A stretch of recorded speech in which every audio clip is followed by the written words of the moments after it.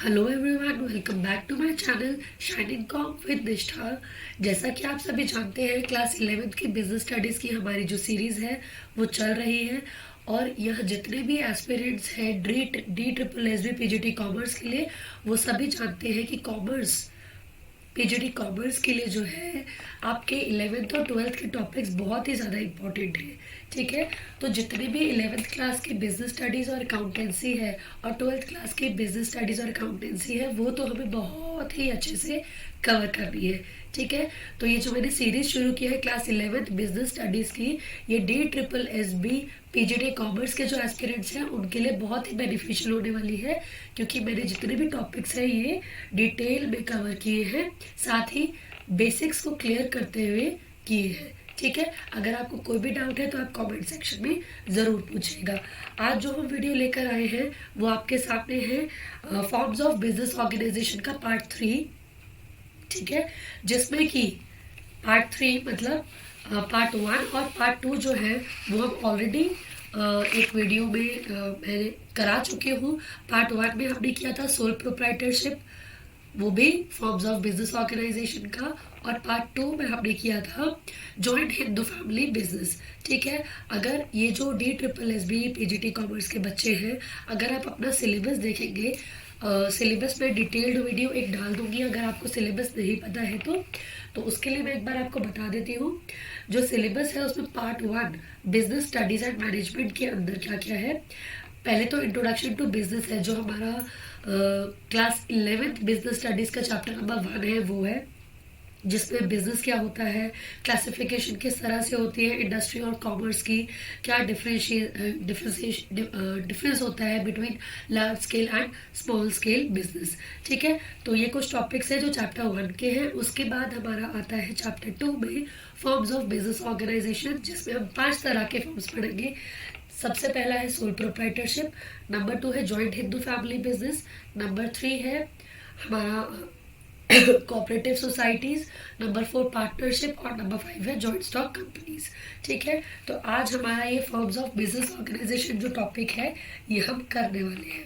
ठीक है, तो जैसा कि आप देख सकते हैं अपनी स्क्रीन पर, this is chapter 2 of business studies forms of business organisation. ठीक है, तो शुरू करते हैं हम अपना टॉपिक।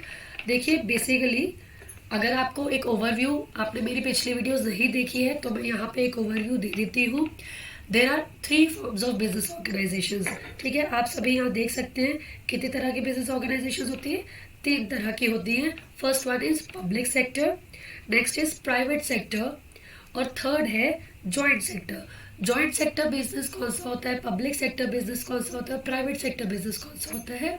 ये जो 3 टाइप्स के बिजनेस ऑर्गेनाइजेशन है, हम ये समझते हैं कि पहली जो हमारी टाइप है पब्लिक सेक्टर ऑर्गेनाइजेशन, वो कौन सी होती है। सो देखो बच्चे, जो भी हमारी पब्लिक सेक्टर ऑर्गेनाइजेशन होती है, they are managed and governed bye,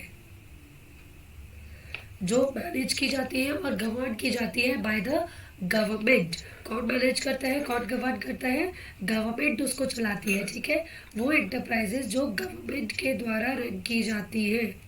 ठीक है, इस चीज को आप लोग ध्यान रखेंगे। That are known as public sector organisations. ठीक है, इसके बाद जो आपका प्राइवेट सेक्टर है, प्राइवेट सेक्टर में कौन कौन सी चीज़ें आती हैं। प्राइवेट सेक्टर में हमारा आता है वो वाले business organisations that are managed and owned by individuals, private individuals.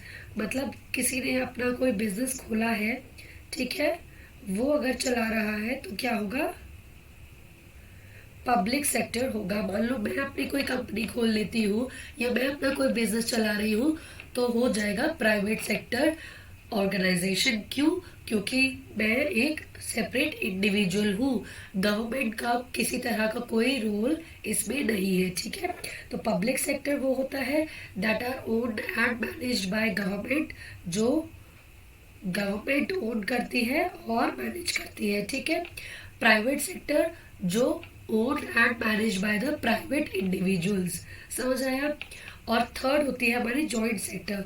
Joint sector में क्या होता है, देखो जॉइंट सेक्टर वो होती है हमारी organisations that are jointly owned and managed by the public sector and private sector, मतलब हमारी गवर्नमेंट भी और प्राइवेट इंडिविजुअल्स भी उसमें इन्वॉल्व होते हैं, मैनेजमेंट में उनका शेयर होता है। ठीक है, तो जॉइंट स्टॉक कंपनीज वही होती है। ठीक है, आगे नेक्स्ट टॉपिक पे अगर हम अपने मूव करते हैं तो प्राइवेट सेक्टर जो हमारे है टॉपिक, हम उसको पढ़ने वाले हैं। ठीक है, कौन सा पढ़ेंगे? प्राइवेट सेक्टर पढ़ेंगे। ठीक है, प्राइवेट सेक्टर में सबसे पहले हमारे कुछ टाइप्स आते हैं। There are 5 types of business organisations under private sector. पहला है सोल प्रोप्राइटरशिप, दूसरा है पार्टनरशिप। ठीक है, ऑलरेडी वीडियो में सोल प्रोप्राइटरशिप की बना चुकी हूँ पार्ट 1 में। ओके, नेक्स्ट है हमारा जॉइंट हिंदू फैमिली बिजनेस। आप देख सकते हैं जॉइंट हिंदू फैमिली बिजनेस, जिसको HUFB कहा जाता है। HUF means Hindu undivided family. ठीक है, जो ये हिंदू अनडिवाइडेड फैमिली है, ये है मेरा पार्ट 2 ऑफ द वीडियो। आप देख सकते हैं मेरे प्लेलिस्ट में जाकर। अगर आपको नहीं समझ आया है, आप आराम से वो वीडियो देखिए। ठीक है, उसके बाद number 3 partnership, number 4 cooperative societies and number 5 that is joint stock company. तो इस लेसन में हम इन सभी टाइप्स ऑफ बिजनेस ऑर्गेनाइजेशंस को बहुत ही ध्यान से डिटेल में पढ़ेंगे। ठीक है, जिसमें से ये 2 मैं ऑलरेडी कवर कर चुकी हूँ। आज जो हम करने वाले हैं वो करने वाले हैं पार्टनरशिप। ठीक है, पार्टनरशिप क्या होती है? तो पार्टनरशिप क्या होती है, देखिए यहाँ पे आप आराम से दिखाई दे रहा होगा आपको स्क्रीन पे। द इंडियन पार्टनरशिप एक्ट 1932 जो है वो डिफाइन करता है पार्टनरशिप को। किस तरह से डिफाइन करता है? As a relation between persons, मतलब एक रिलेशनशिप है between persons who have agreed to share their profit of the business. तो वो क्या कर रहे हैं? एक बिजनेस चला रहे हैं। ठीक है, 2 या 2 से ज़्यादा लोग मिलकर एक बिजनेस चला रहे हैं एंड दे हैव अग्रीड, उन्होंने अपना एक अग्रीमेंट किया है कि हम जो है इस बिजनेस का प्रॉफिट क्या करेंगे? शेयर करेंगे। ठीक है, तो आप देखिए यहाँ पे the relationship between persons who have agreed to share the profits. तो उन्होंने क्या करना है? प्रॉफिट शेयर करना है of the business carried on by all. तो ये जो बिजनेस है ये कैरिड ऑन बाय ऑल, मतलब ये जितने भी पार्टनर्स हैं वो सब उस बिजनेस को कैरी ऑन कर रहे हैं, चला रहे हैं। ठीक है, और any one of them acting for all, या फिर इसमें जो दूसरी चीज है वो ये है, जरूरी नहीं है कि सारे ही मैनेज कर रहे हैं। कोई एक भी अगर कोई डिसीजन लेता है तो वो बाकी मेंबर्स को फॉलो करना पड़ेगा। ठीक है, तो the relationship between persons who have agreed to share the profits of the business carried on by all, या तो सभी कैरी करेंगे, or any one of them acting for all, कोई भी एक काम करेगा और वो सभी के बिहाफ पे करेगा। ठीक है, ऐसा नहीं है कि अगर किसी ने कोई डीलिंग की, एक पार्टनर ने डीलिंग की है तो दूसरा उसको खत्म कर सकता है या उसको ना माने, ऐसा नहीं हो सकता।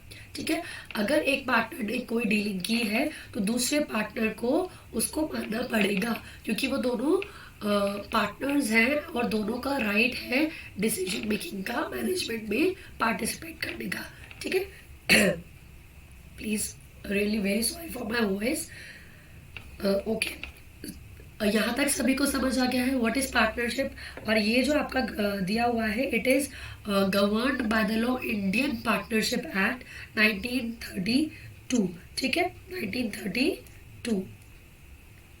आप क्या आगे जो पॉइंट्स पढ़ेंगे आप वो ये पढ़ेंगे, पार्टनरशिप में जो मिनिमम नंबर ऑफ मेंबर्स होते हैं, पार्टनर्स होते हैं, वो होते हैं 2। ठीक है, मिनिमम 2 मेंबर्स, और मैक्सिमम जो है वो जा सकता है अप टू 50। ये जो लिमिट है अप टू 50 की, ये हमारी कंपनीज एक्ट ने दी है। ठीक है, जो हमारा कंपनीज एक्ट आया था उन्होंने कहा था कि पार्टनरशिप के अंडर जो मैक्सिमम लिमिट होगी ऑफ मेंबर्स की वो होगी 50। तो मिनिमम 2 एंड मैक्सिमम इज 50। ठीक है, तो एक ऐसी बिजनेस जो 2 या 2 से ज़्यादा लोग मिलकर करते हैं टू अर्न प्रॉफिट। ठीक है, their main motive is to earn profits. समझ आ गया सभी को? Okay, now next let's move on to the features of this. इसमें क्या क्या फीचर्स आते हैं देखिए पार्टनरशिप पे, बहुत ही इजी है। आप लोग ध्यान से समझेंगे तो आपको समझ आएगा इजीली। ठीक है, तो फर्स्ट वन इज फॉर्मेशन। तो ये जो फीचर है इसका, ये फॉर्मेशन होती किस तरह से, देखिए फॉर्मेशन, फॉर्मेशन का मतलब क्या है, देखिए बच्चे, क्योंकि ये एक पार्टनरशिप फर्म है तो formation of this business is very easy, कोई बहुत मुश्किल काम नहीं है। ठीक है, ज़्यादा लंबे चौड़े इसमें फॉर्मेलिटीज नहीं है। ठीक है, यू कैन और you can not have an agreement, आपको एग्रीमेंट करना पड़ेगा।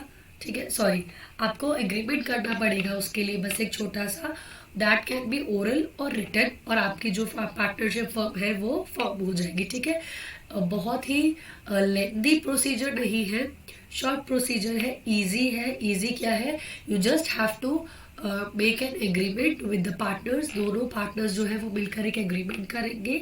ठीक है, वो ओरल भी हो सकता है या फिर रिटन फॉर्म में भी हो सकता है। ठीक है, तो ये जो फॉर्मेशन है पार्टनरशिप का वो इजी होता है। ओके, लेंदी प्रोसेस नहीं है। दूसरी चीज जो क्लोजर है दैट इज ऑल्सो ईजी, क्योंकि वो क्या होती है, पार्टनर्स के विल पे होती है। अगर सारे पार्टनर्स मिलकर चाहते हैं कि हमें फर्म को आगे नहीं रन करना है तो वो जो है अपनी पार्टनरशिप को वहीं पे एंड कर सकते हैं। ठीक है, आई होप इतना आप सभी को क्लियर हो गया होगा। First feature is formation and closure. ठीक है, नेक्स्ट इज रिस्क बियरिंग। अभी रिस्क बियरिंग क्यों है, देख लीजिए। रिस्क बियरिंग इसलिए है क्योंकि ये जो दो पार्टनर्स हैं ये आपस में काम कर रहे हैं, राइट। मान लीजिए कि एक पार्टनर है, ठीक है, एक पार्टनर है संता और एक पार्टनर है बंता। ठीक है, अब संता ने एक डीलिंग की किसी के साथ, ओके, और क्या होगा उससे, बंता को उसकी जो डीलिंग है वो माननी पड़ेगी, राइट, क्योंकि हमने अभी पढ़ा था कि एक काम करेगा सबकी जगह पर, वो भी पॉसिबल है। और क्योंकि अगर संता ने कोई डीलिंग की है, ओके, तो बंता को उसको मानना पड़ेगा। Banta is binding on that decision. ठीक है, अगर इसने संता ने किसी कॉन्ट्रैक्ट में एंटर हुआ है वो किसी के साथ, तो संता को क्या करना पड़ेगा, बंता को भी उसको फॉलो करना पड़ेगा, मतलब उस कॉन्ट्रैक्ट के साथ चलना पड़ेगा। और अगर इस कॉन्ट्रैक्ट में इन फ्यूचर कोई लॉसेस हो जाते हैं तो क्या होगा, लॉसेस तो दोनों को बेयर करने पड़ेंगे, राइट। तो जो लॉसेस हैं वो भी दोनों को ही बेयर करने पड़ेंगे। ये नहीं होगा कि संता ने डीलिंग की थी तो संता लॉसेस बेयर करेगा, नो, क्योंकि दोनों पार्टनर्स हैं, इक्वल पार्टनर्स हैं, तो both partners are binding on each other. उनके जो डिसीजंस हैं वो बाइंडिंग है एक दूसरे के ऊपर। अगर बंता कोई डिसीजन लेगा तो वो संता के ऊपर बाइंडिंग होगा, ठीक है, और संता कोई डिसीजन लेगा तो वो बंता के ऊपर बाइंडिंग होगा। समझ आ गया सभी को। तो रिस्क तो है, राइट, रिस्क है ना, क्योंकि आप बाइंडिंग हो एक दूसरे के ऊपर। ठीक है, नेक्स्ट पॉइंट पे आ जाते हैं, कॉन्टिन्यूटी म्यूचुअल एजेंसी। देखिए कॉन्टिन्यूटी पहला तो है कॉन्टिन्यूटी, और ये जो म्यूचुअल एजेंसी है दूसरा पॉइंट है। ठीक है, ये दोनों अलग अलग पॉइंट्स हैं। कॉन्टिन्यूटी की अगर हम बात करें तो पार्टनरशिप फर्म जो पार्टनरशिप फर्म है क्या होता है, कॉन्टिन्यूएशन रहती है if the partners are willing. अगर दोनों पार्टनर्स विलिंग है बिजनेस को चलाने के लिए तो वो कंटिन्यू रख सकते हैं। But in the case of death, death के केस में क्या होगा बच्चों, डेथ के केस में ये होगा कि अगर किसी भी पार्टनर की डेथ हो जाती है तो बाकी के जो पार्टनर्स बचे हैं, फॉर एग्जांपल अगर यहाँ पे एक है संता एक है बंता, ठीक है, अगर दोनों में से एक की हो जाती है डेथ तो क्या होगा, पार्टनरशिप फर्म ऑटोमेटिकली हो जाएगी आपकी एंड, टर्मिनेट हो जाएगी। ठीक है, इतना तो सबको क्लियर हुआ ना, क्योंकि जो कॉन्टिन्यूटी है वो इफेक्ट होगी if there are two partners, okay. But अगर हम इसी केस में एक पार्टनर और इन्वॉल्व कर देते हैं, फॉर एग्जाम्पल ये है संता, ये है बंता और ये है जनता, तो क्या होगा इफ दिस पार्टनर डाइज, तो बाकी के जो दो पार्टनर हैं वो आपस में मिलकर डिसीजन ले सकते हैं कि वो पार्टनरशिप फर्म को चलाना चाहते हैं या नहीं चलाना चाहते। अगर वो चलाना चाहते हैं तो उनको करना पड़ेगा अपने फर्म का दोबारा से एग्रीमेंट साइन, क्यों? ताकि वो अपने प्रॉफिट्स एंड लॉसेस आपस में उसके बाद दोबारा से रेशियो डिसाइड कर ले। ठीक है, उनको दोबारा से अप्रोप्रिएशन करना पड़ेगा। क्लियर? तो आई होप इतनी बात सभी को क्लियर हो गई है। In case of death of partner, partnership firm can be continued if other partners are willing to continue the partnership firm।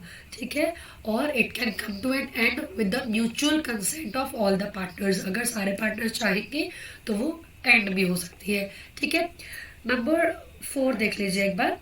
Number 4 जो हमारा है वो है म्यूचुअल एजेंसी। तो बच्चे म्यूचुअल एजेंसी क्या है? दोनों जो पार्टनर्स हैं म्यूचुअली एक दूसरे के एजेंट्स हैं। ठीक है, एजेंट से मतलब संता बनता के लिए काम कर रहा है और बनता संता के लिए काम कर रहा है। ठीक है, अगर संता कुछ कर रहा है तो वो बनता को मानना पड़ेगा, अगर बनता कुछ कर रहा है तो वो संता को मानना पड़ेगा। ठीक है, तो इसीलिए दोनों की हो जाती है म्यूचुअल एजेंसी। दोनों एक दूसरे के एजेंट्स हैं। अगर बनता ने डिसीजन लिया है तो संता उसको फॉलो करेगा। तो ये हो जाती है आपस में इन दोनों की म्यूचुअल अंडरस्टैंडिंग और म्यूचुअल एजेंसी, जिससे बाकी की फर्म चलती है। समझ आ गया सभी को? आई होप यहाँ तक कोई डाउट नहीं है। एक बार देख लेते हैं हमने कौन कौन से पढ़े हैं। सबसे पहले हमने पढ़ा फॉर्मेशन, नंबर 2 हमने पढ़ा रिस्क बेयरिंग, नंबर 3 हमने पढ़ा कॉन्टिन्यूटी कैसी होती है, और नंबर 4 हमने पढ़ा म्यूचुअल एजेंसी। ठीक है, उसके बाद जो नंबर 5 है that is number of partners. How many partners are there in the partnership firm. ये हम फीचर्स कर रहे हैं। ठीक है, इसी में से हम आगे मेरिट्स और डीमेरिट्स करेंगे। ठीक है, नंबर ऑफ पार्टनर्स बच्चों देखिए कितने हो सकते हैं। Minimum there are 2 members and maximum it can reach up to 50 members. ठीक है, आई होप इसमें तो कोई दिक्कत नहीं है, ये मैं ऑलरेडी पहले बता चुकी हूँ। ओके, चलिए let's come to the next point that is liability. तो बच्चों पार्टनरशिप फर्म में लाइबिलिटी कैसी होती है? लाइबिलिटी होती है अनलिमिटेड। अनलिमिटेड क्यों होती है? देखिए जो पार्टनर्स हैं आपस में वो क्या करते हैं जो पार्टनर्स हैं आपस में वो क्या करेंगे? वो करेंगे एक दूसरे को प्रॉफिट शेयर और लॉसेस भी बेयर करेंगे, राइट? तो अगर क्योंकि दोनों प्रॉफिट शेयर कर रहे हैं, दोनों कैपिटल लगा रहे हैं, दोनों लॉसेस बेयर कर रहे हैं, तो अगर अगर अगर क्या होता है? अगर हो जाती है कंपनी इंसॉल्वेंट, ठीक है, इंसॉल्वेंट हो जाती है, या कंपनी बाकी जो हमारे क्रेडिटर्स हैं उनको हम रीपे नहीं कर पा रहे हैं। ठीक है, अगर हम उनको रीपे नहीं कर पा रहे हैं तो क्या होगा बताइए ज़रा। तो जो दोनों पार्टनर्स की अपनी अपनी प्रॉपर्टी है वो सभी की सभी उनको लगानी पड़ेगी टू रीपे द डेट्स। मतलब सिर्फ एक रिस्पॉन्सिबल नहीं है, सारे पार्टनर्स रिस्पॉन्सिबल हैं और सभी की लायबिलिटी कैसी है? अनलिमिटेड है। समझ आ गया? होप इतना सबको क्लियर है। चलिए आगे चलते हैं। Decision making and control. अब देखिए डिसीजन मेकिंग कैसी होती है और कंट्रोल कैसा होता है। अगर पार्टनरशिप है तो जो डिसीजन मेकिंग है वो मिल के होती है।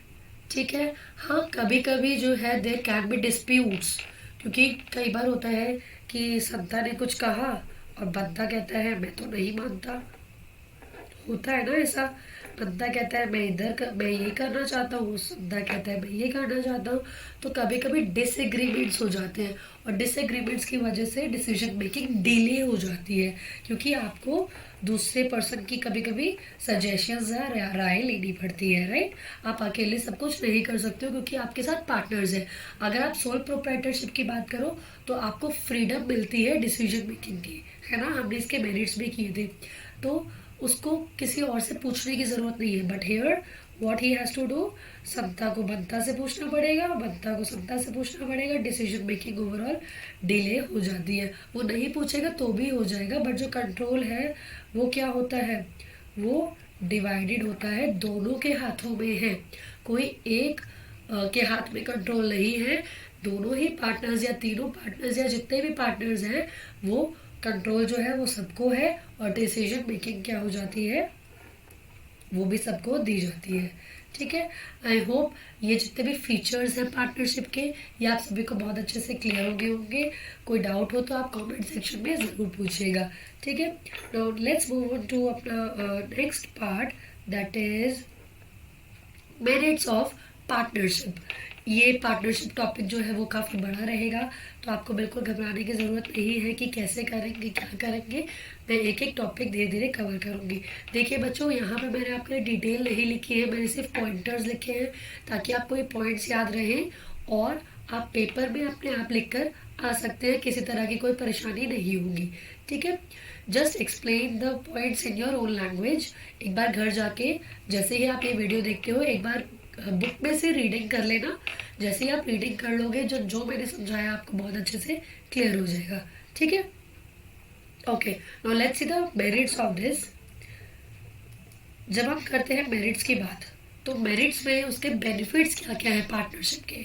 तो देखो, सबसे पहले easy to form and dissolve है। हमने अभी बताया फॉर्म करना बहुत इजी है, हमें बस एक पार्टनरशिप पर एग्रीमेंट करना है और हमारी जो पार्टनरशिप फॉर्म है वो रेडी हो जाएगी। ठीक है, फॉर्म करना बहुत ईजी है और डिसॉल्व करना बहुत ईजी है। अगर सारे members, if all the members are willing to dissolve the company, willing to dissolve the partnership form, they can do it by mutual consent. मतलब एक दूसरे के कंसेंट से वो बिजनेस को स्टॉप कर सकते हैं। ठीक है, this is easy to form and dissolve. Next है आपका बैलेंस्ड डिसीजन मेकिंग, क्योंकि जो आपके पार्टनर्स हैं वो सब क्या कर रहे हैं, आपके डिसीजन मेकिंग में हेल्प कर रहे हैं, तो एक बैलेंस्ड डिसीजन निकल कर आता है किसी भी चीज़ के लिए। ठीक है, सबके ब्रेन्स लगे होते हैं, सबके स्किल्स लगे होते हैं, फाइनली डिसीजन मेकिंग होती है। तो डिसीजन मेकिंग जो है वो बहुत बैलेंस्ड होती है, सोच समझ कर होती है। ठीक है, then more funds, of course resources limited नहीं रहेंगे। क्यों? क्योंकि दो पार्टनर्स हैं या तीन पार्टनर्स हैं या चार पार्टनर्स हैं, जितने भी पार्टनर्स हैं वो सब अपना क्या करेंगे, कैपिटल बिजनेस में लगाएंगे। ठीक है, और जब कैपिटल लगाएंगे तो ऑटोमेटिकली हमारे जो फंड्स हैं वो इंक्रीज होंगे बिजनेस में। ठीक है, तो क्या हो जाता है, फंड जो है वो ज़्यादा हो जाते हैं। उसके बाद है शेयरिंग ऑफ रिस्क। तो एक ये अच्छी बात है पार्टनरशिप में जो सोल प्रोप्राइटरशिप में नहीं थी। राइट, सोल प्रोप्राइटरशिप में क्या था कि only one individual was owning and managing the business. तो उसमें जो रिस्क था वो सारा का सारा उसी के सिर पे था, है ना। अगर वो प्रॉफिट्स अर्न करता है तो वो सारा प्रॉफिट उसका, और अगर वो लॉस में जाता है तो सारा का सारा लॉस उसको ही बेयर करना है, कोई शेयरिंग नहीं होगी। लेकिन पार्टनरशिप में क्या है, there is sharing of risk. अगर लॉस होगा तो भाई उसका रिस्क जो है वो सबको होगा। ठीक है, अगर कोई भी एक पार्टनर कोई कॉन्ट्रैक्ट साइन करता है तो अगर उसका लॉस होता है तो वो जो रिस्क है वो सब में शेयर होगा, लॉसेस जो है वो सबको बेयर करने पड़ेंगे हमारे प्रॉफिट वाले रेशियो में ही। ठीक है, ओके, देन सीक्रेसी। तो देखिए सोल प्रोप्राइटरशिप में भी सेम चीज़ थी, सीक्रेसी यहाँ भी है, सीक्रेसी सोल प्रोप्राइटरशिप में भी थी। क्यों थी? क्योंकि क्योंकि क्योंकि जो पार्टनरशिप फर्म्स होती हैं दे आर नॉट, उनको कंपल्शन नहीं होता है अपने जो अकाउंट्स हैं उनको पब्लिश करने का। ठीक है, they do not need to publish their accounts publicly. मतलब उनको पब्लिकली ये नहीं बताना कि भाई हम कितना प्रॉफिट अर्न कर रहे हैं, कितने लॉसेस अर्न कर रहे हैं, कितनी हमारी एसेट्स है, कितनी हमारी लाइबिलिटीज़ है। ठीक है, उनको अपनी फाइनेंशियल पोजीशन, प्रॉफिट लॉस किसी को नहीं दिखाना, वो सिर्फ उनके लिए है। ठीक है, तो जो अकाउंट्स पब्लिश करने की बात है वो करनी पड़ती है जॉइंट स्टॉक कंपनीज को। जो हमारे पार्टनरशिप और सोल प्रोप्राइटरशिप फर्म्स हैं they are not bound to publish their annual accounts. जो फाइनल अकाउंट्स होते हैं, ईयरली अकाउंट्स होते हैं, वो नहीं पब्लिश करते, तो पब्लिक को जो है वो पता ही नहीं चलता। तो उनके जो फर्म के सीक्रेट्स हैं वो अंदर ही रहते हैं, पार्टनर्स के बीच में ही रहते हैं। ठीक है, आई होप इतना क्लियर हो गया होगा सबको। चलिए let's proceed more scope of expansion. तो यहाँ क्या होता है, देखिए जब हमारे पास पार्टनर्स होते हैं बहुत सारे, हमारे पास कैपिटल आता है, रिसोर्सेज आते हैं, और जब रिसोर्सेज आते हैं तो हमारा क्या होता है, एक्सपेंशन का हमारे पास स्कोप बढ़ जाता है। सिमिलरली जब हमारे पास मैनेजेरियल स्किल्स होती है, देखिए यहाँ पे जब अलग अलग लोग काम करेंगे तो सबका एक स्किल सेट होता है, ठीक है, सबके स्किल्स हमारे पास आएंगे तो सब अपना बेस्ट लेंगे पार्टनरशिप फॉर्म में, और जब बेस्ट देंगे तो हमारा scope of expansion automatically rise हो जाएगा। हमारी जो फर्म है वो ग्रो करेगी, क्यों, रिसोर्सेज से भी ग्रो करेगी, मैनेजरियल स्किल्स भी अच्छे होंगे, सबके डिसीजन मेकिंग होगी साथ में, ठीक है। तो उससे क्या होगा, हमारा जो एक्सपेंशन का स्कोप है वो फर्म का ज़्यादा रहेगा, ठीक है। आई होप ये सभी के सभी आपको मेरिट्स क्लियर हो गए हैं, इसमें कोई डाउट होना नहीं चाहिए। अगर आपको कोई भी डाउट है just ask me in the comment section, ठीक है। ओके, तो हमने यहाँ फीचर्स किए थे पहले, कौन कौन से फीचर्स थे, फॉर्मेशन कैसे होती है, रिस्क बेयरिंग है, कॉन्टिन्यूटी रहती है, म्यूचुअल एजेंसी है, नंबर ऑफ पार्टनर्स कौन कौन से हैं वो बताने हैं, लाइबिलिटी कैसी है, अनलिमिटेड है, डिसीजन मेकिंग एंड कंट्रोल कैसा होता है, सबके हाथ में होता है, ठीक है। देन अगर हम बात करते हैं मेरिट्स की, तो मेरिट्स में easy to form and dissolve होता है, बैलेंस्ड डिसीजन मेकिंग होती है, मोर फंड्स होते हैं, अनलिमिटेड तो नहीं कह सकते लेकिन हाँ लिमिटेड नहीं होते हैं, ज़्यादा फंड्स होते हैं, ठीक है। उसके बाद शेयरिंग ऑफ रिस्क होता है, सिक्रेसी होती है, एक्सपेंशन का स्कोप होता है, मोर स्कोप ऑफ फॉर एक्सपेंशन, ठीक है। इतना सभी को क्लियर हो गया, ठीक है। Now next move on to the demerits.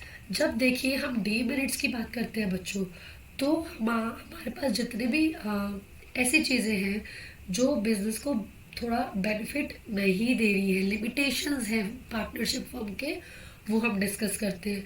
तो देखिए यहाँ सबसे पहले जो हमारा एक डीमेरिट है वो है अनलिमिटेड लाइबिलिटी। जितने भी फर्म में पार्टनर्स हैं सबकी लाइबिलिटी कैसी है, अनलिमिटेड है। अगर लॉसेस होते हैं, एक पार्टनर की वजह से अगर लॉस होता है तो वो जो लॉस है वो सबको बेयर करना पड़ेगा, तो वो तो अनलिमिटेड हो गई, ठीक है। ऐसा नहीं है कि जिसने कॉन्ट्रैक्ट साइन किया है सिर्फ उसकी अनलिमिटेड रहेगी, बाकी सबकी लिमिटेड है, it is not the case, ठीक है। कैसी रहेगी, unlimited liability of all the partners, तो ये एक हमारी लिमिटेशन है। उसके बाद limited resources, of course limited resources है क्योंकि जितने पार्टनर्स हैं सिर्फ उतने ही फंड्स हमारे पास आ पाते हैं, कंपैरेटिवली सोल प्रोप्राइटरशिप से ज़्यादा है, मोर फंड्स हैं, वो अपने मेरिट्स में लिखा। लेकिन जब हम बाकी कंपनीज वगैरह से रिलेट करते हैं, कंपेयर करते हैं, तो हमारे पास रिसोर्सेज लिमिटेड है। हमारे पास 4 पार्टनर्स होंगे तो 4 पार्टनर्स का ही फंड होगा, ठीक है। ज़्यादा हम बाहर से पब्लिक से फंड्स नहीं इकट्ठा कर सकते, ठीक है।